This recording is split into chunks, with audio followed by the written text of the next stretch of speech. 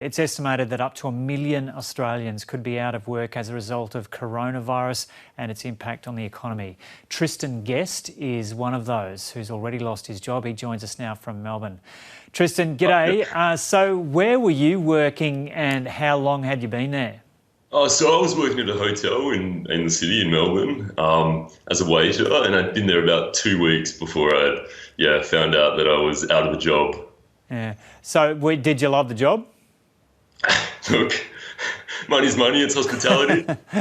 Okay, so when did you get the news that you'd lost your job and how did you find out? So it started on last Monday. I was supposed to work a couple of conferences and they were cancelled on the Monday. And then by Tuesday, I got a call from my boss saying that all casuals were to be stood down indefinitely until business returns to normal, which is obviously, not very helpful right now. And so how much work had you been getting there?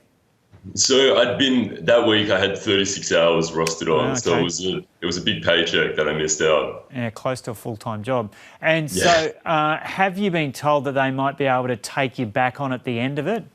So that's what the thing, my boss said that it would be like a case of once business returns to normal, that I'd return to my role. But with a crisis that could last upwards of 6 months in its most serious form, that doesn't give me any sort of peace to think that whilst I might have a job in 6 months' time, the crisis is immediate and I really need help immediately. Yeah, and so you found out last Tuesday. Have you sussed out if there's much other work around, or there's nothing? It's all dried up. Well, I've put down all the expressions of interest for the night fill roles at IGA, Coles, Woolworths, all these kind of these jobs that are coming up, propping up now amidst this, and I've heard nothing. Jeez. And so what's your situation with cash at the moment? You've just got no cash coming in? So essentially I've got no cash coming in.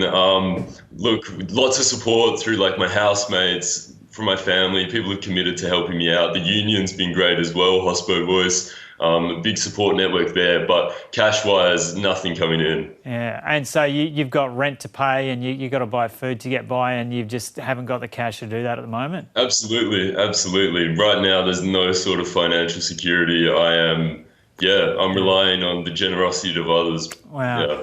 And so have you tried to get in touch with Centrelink? Maybe you would have had a bit of a run on other people because you were told last week that you'd lost your job. And we've had these stories over the last couple of days. There have been huge lines at Centrelink, people trying to phone up and get on the website. Have you tried to get in touch with Centrelink over the past week? I have. I went into Centrelink physically twice last week I had a youth allowance claim rejected in January, even though they had all the documents, so it was a mistake on their end.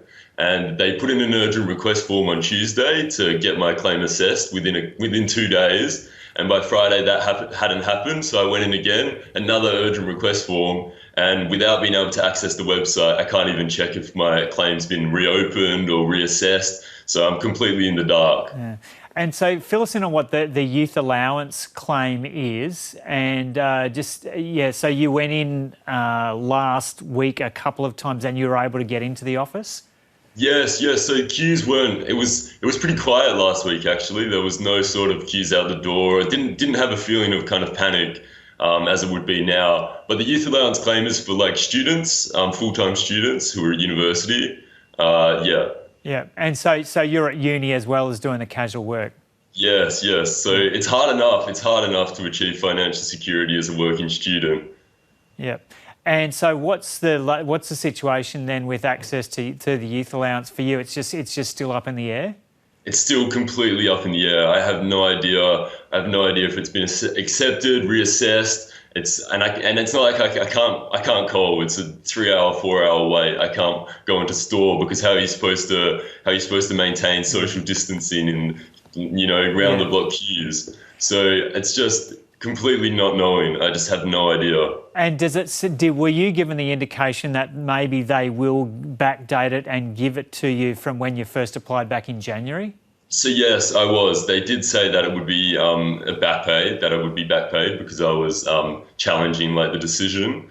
Yeah. But like that's great. That's great. That would be super helpful. Really, that'd give me something to fall back on. But without knowing, without having any way to like question if it's happening or not, I basically don't know. Don't have it at this point. Yeah. And how much would that be? And if you get that, would you kind of be applying for something on top of that as well now that you've lost the casual work? So it's probably, I think it'd be about 2.5 grand. I think just from using the calculators. That's, sorry? Is that a year? As in like, oh, the youth allowance pay. So it'd be, I think I'd probably get kind of $400 a fortnight. Right. Which wouldn't, and then the back pay would be 2.5 grand, hopefully. Right. Yeah. So, but I'd have to get work on top of that. Yeah. It wouldn't cover everything, maybe just rent. Yeah. Okay. Well, good luck with trying to get through to Centrelink and sorting that out. Tristan, thanks so much for talking to us. Joe. Good luck with kind of finding some work over the coming months as well. Thank you very much.